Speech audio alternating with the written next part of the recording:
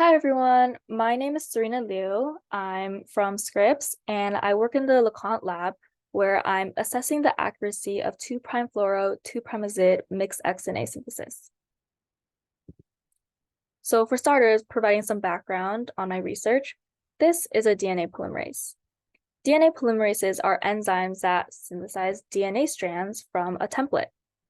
A common DNA polymerase that you might be familiar with is fusion, which helps synthesize and amplify DNA in RPCRs. On the other hand, our lab does research on laboratory evolved XNA polymerases, which synthesizes both DNA strands and XNA strands. So in order to synthesize DNA polymerases will use DNA nucleotides here on the left as building blocks. DNA nucleotides, however, are prone to degradations by nucleases, for instance. On the other hand, XNA nucleotides are similar to DNA nucleotides, but are usually modified with a functional group.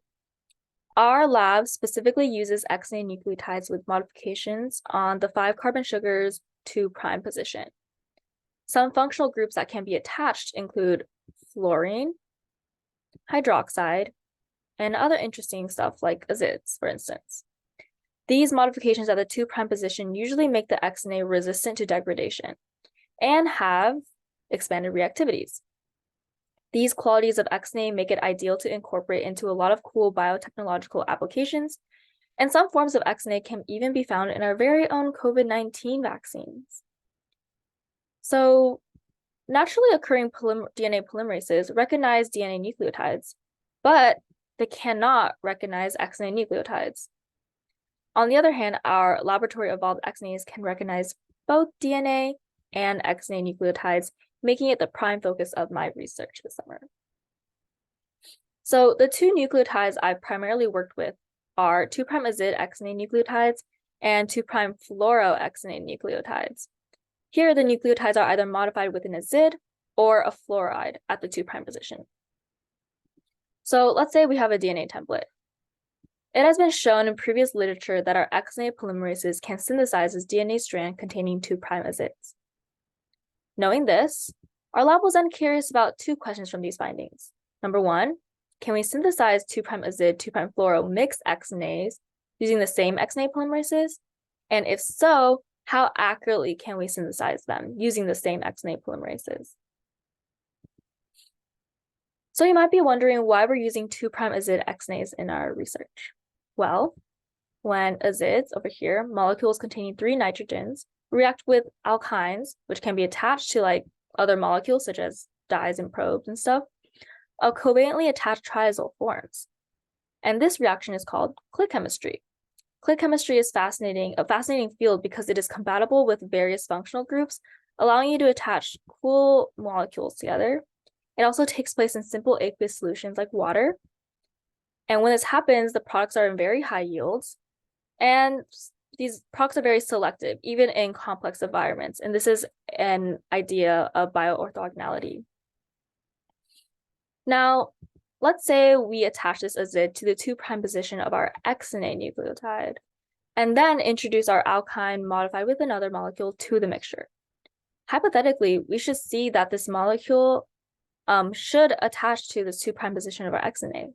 And this is novel because it implies that we could potentially expand the amount of functional groups that we can attach to our XNA through this click reaction. And being able to form click reaction in DNA and biological systems in general is an emerging field of research that has been growing in popularity. And it's super exciting as it was even recently awarded the 2022 Nobel Prize in Chemistry. So in our lab, we're aiming to answer the following questions. Number one, to what extent can 2' azide, 2' fluoro mixed XNA be synthesized by our XNA polymerases? And if so, how accurately can our XNA polymerases synthesize 2' azide, 2' fluoro XNA? And finally, a corollary to the second question is, does nucleotide concentration affect accuracy of XNA synthesis in general? So for the first question, our lab has already proved it's possible for several of our XNA polymerases. And for the second question, our lab has only assessed accuracy for some of our XNA polymerases, but we still need to determine accuracy for all XNA polymerases. So my main goals this summer are finishing up accuracy of all our XNA polymerases and determining whether or not nucleotide concentration affects accuracy of XNA synthesis. Well, in order to answer these questions, I need to first synthesize 2'Az, 2'-fluoroxNA with our XNA polymerases. And so because XNA polymerases are not commercially available yet, we developed a method to express and purify XNA polymerases in our lab, and that starts off with obtaining XNA polymerase DNA. First, we do that by obtaining the XNA polymerase DNA from DH5 alpha, a bacterial cell line suspended in glycerol stock. I isolate the DNA by lysing the cells and purifying the DNA.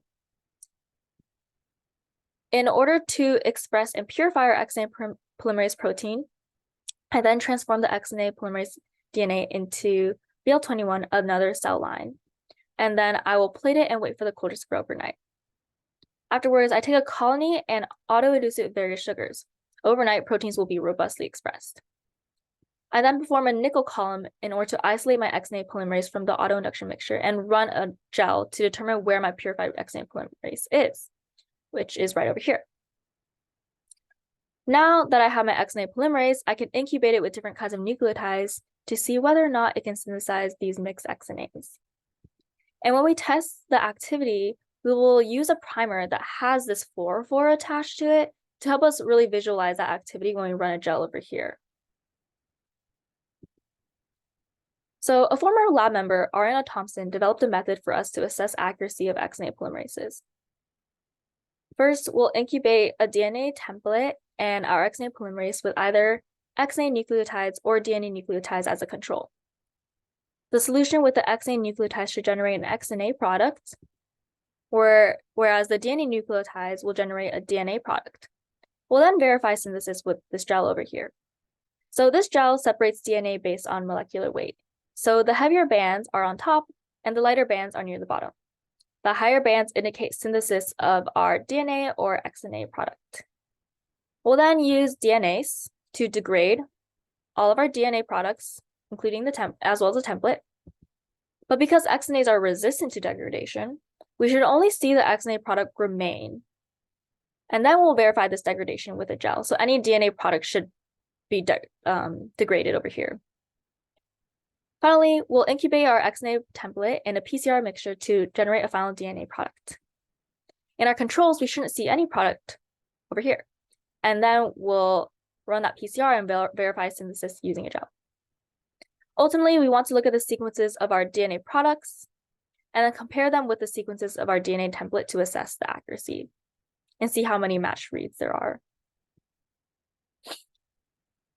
After we submitted for sequencing and compared the sequence of our DNA product and template, we can generate a graph here. This was formally produced by Ananya Venkatesh in 2020. She looked at how accurately XNA polymerases could synthesize 2'-fluoroxNAs. And she was able to look at the percent of matched reads. And so the higher the percent of matched reads, the higher the accuracy. And when she found with the 2'-fluoroxNAs, and then she looked at how accurately XNA polymerases could synthesize 2'-Az, 2'-fluoroxNAs. So with the all 2'-fluoroxNAs, there was a 30 to 40% accuracy or matched reads. And then with the mixed XNAs, when azid-A was substituted, there was a 50% accuracy. And then with azid-C, there was a 55% accuracy. And then with azid-G, there was a 35% accuracy. Ananya performed this accuracy assay with some of our polymerases, and I've been working on completing this with all of our polymerases.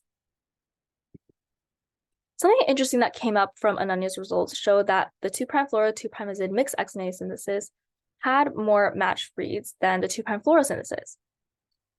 Why might this be? Well, we're not sure yet, but when we synthesize our XNAs, we use 100 micromolar of 2'-fluoro nucleotides. And then with the mixed XNAs, we only use 25 micromolars of 2'-fluoro along with 100 micromolar of 2'-azid nucleotides. Our results showed that there was a higher accuracy when lower concentrations of 2'-fluoroxNAs were used over here.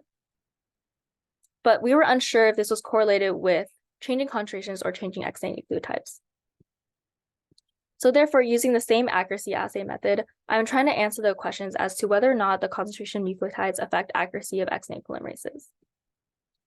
So here we're just going to run the same process. We're going to synthesize our XNAs with different concentrations of nucleotides. and then we'll degrade any DNAs that there are, and then we'll amplify the XNAs as DNAs and then submit them for sequencing and compare the product with the template. So the big picture of this project is to understand the scope and accuracy of our XNA polymerase's ability to synthesize azide-modified XNAs, which are much more stable than DNA and can also potentially perform click reaction with alkynes. Once we've acquired a better understanding of this, we want to be able to more robustly express 2' azide-modified XNAs. Some future directions I would like to take with this project would be to actually perform the click reaction with 2' azide-modified XNAs, which is a newer way to incorporate click handles in a very fascinating field of study. And a motivating factor we have in doing all of this is to ultimately help develop new biotechnological and medical tools that can help us attach a bunch of different kinds of molecules to DNA or XNAs and ultimately expand the amount of functional groups that we can attach onto DNA or XNAs. All right, thank you for listening to my presentation. These are my acknowledgements. Thank you to my PI, Aaron, all my current and former lab members, the National Science Foundation for funding this research, and Keck Science Department for hosting this research. Thank you so much.